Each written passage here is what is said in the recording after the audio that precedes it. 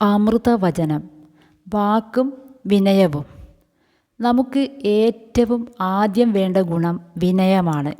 സകലതിനെയും ആദരിക്കുക എന്നത് ഋഷിമാർ നമുക്ക് നൽകിയ സംസ്കാരമാണ്. നമ്മുടെ ഓരോ ചിന്തയിലും വാക്കിലും പ്രവൃത്തിയിലും വിനയം നിറയണം. അതിലൂടെ എല്ലാറ്റിലും നന്മ ദർശിക്കാൻ നമ്മൾ പഠിക്കുന്നു. ഒരുവൻ്റെ എളിമയിലാണ് അവൻ്റെ വലുപ്പം. ഇന്ന് നമ്മുടെ വാക്കിലും പ്രവൃത്തിയിലും വിനയമെന്നത് അരിച്ചു പെറുക്കിയാൽ പോലും കാണാനാവില്ല. അയാൾ നിസാരൻ, കഴിവില്ലാത്തവൻ, വിഡ്ഢി, പൊട്ടൻ എന്നൊക്കെ ആരെയും നമ്മൾ പുച്ഛിച്ചു തള്ളും.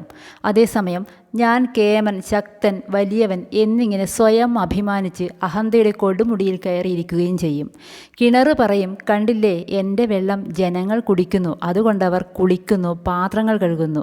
എന്നാൽ ഈ വെള്ളം ഊറി വരുന്നത് എവിടെ നിന്നാണെന്ന് കിണർ ചിന്തിക്കുന്നില്ല. എത്ര നിസാരനായ വ്യക്തിക്ക് പോലും മറ്റുള്ളവരുടെ മുമ്പിൽ വലിയവനായി ചമയുന്നതിലാണ് ശ്രദ്ധ മുഴുവൻ. ഇതിലൂടെ താൻ അവരുടെ മുന്നിൽ വിഡ്ഢിയായി തീരുകയാണ് എന്നവൻ അറിയാറില്ല. ഒരു രാജാവ് സപരിവാരം നായാട്ടിന് പോയി. നായാട്ട് കഴിഞ്ഞപ്പോഴേക്കും എല്ലാവരും ദാഹം കൊണ്ട് വലഞ്ഞിരുന്നു. വഴിയിൽ അവർ ഒരു കിണർ കണ്ടു. വെള്ളം കോരിക്കൊടുക്കാൻ അവിടെ അന്ധനായ ഒരാളുണ്ടായിരുന്നു. ഒരു പടയാളി അന്ധൻ്റെ അടുത്ത് ചെന്ന് പറഞ്ഞു, എടാ കണ്ണുപൊട്ട, കുറച്ച് വെള്ളം ഇങ്ങോട്ട് ഒഴിച്ചതാ. നിന്നെപ്പോലെയുള്ള അഹങ്കാരികളായ പടയാളികൾക്ക് കൊടുക്കാൻ ഇവിടെ വെള്ളമില്ല. അന്ധൻ ചങ്കൂറ്റത്തോടെ പറഞ്ഞപ്പോൾ പടയാളി വിഷണ്ണനായി മാറി നിന്നു. അടുത്തതായി സേനാപതി വന്നു. അന്ധനായ സഹോദരാ, കുറച്ച് വെള്ളം തരൂ, അയാൾ ആവശ്യപ്പെട്ടു. മാന്യത വാക്കിൽ മാത്രം പോരാ, പ്രവൃത്തിയിലും കൂടി വേണം. ഇത്രയും പറഞ്ഞ് അന്ധൻ സേനാപതിക്ക് വെള്ളം ഒഴിച്ചു കൊടുത്തു. ഇതെല്ലാം ശ്രദ്ധിച്ചു നിന്നിരുന്ന രാജാവ് അടുത്തു വന്നു.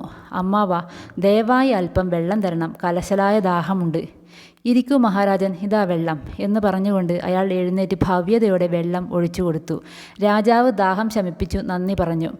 മഹാരാജൻ, അങ്ങ് എന്തിന് നന്ദി പറയണം? ഇക്കാണുന്നതെല്ലാം അങ്ങയുടേതല്ലേ?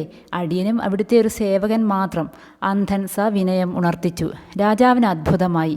അദ്ദേഹം ആരാഞ്ഞു, അങ്ങ് അന്ധനായിട്ടും ഞങ്ങളെ ഓരോരുത്തരെയും ഇത്ര കൃത്യമായി എങ്ങനെ തിരിച്ചറിഞ്ഞു? അങ്ങയ്ക്ക് വല്ല സിദ്ധിയുമുണ്ടോ? ഇത് സിദ്ധിയൊന്നുമല്ല രാജൻ. ഓരോരുത്തരും ഉപയോഗിക്കുന്ന ഭാഷ അവരവരുടെ നിലവാരം അറിയിക്കുന്നു. നിങ്ങൾ മൂവരും ഉപയോഗിച്ച വാക്കുകൾ കൊണ്ടാണ് ഞാൻ നിങ്ങളെ തിരിച്ചറിഞ്ഞത്. ഇത്രയും പറഞ്ഞ് അന്ധൻ പടയാളിക്ക് വെള്ളം കൊടുത്തു.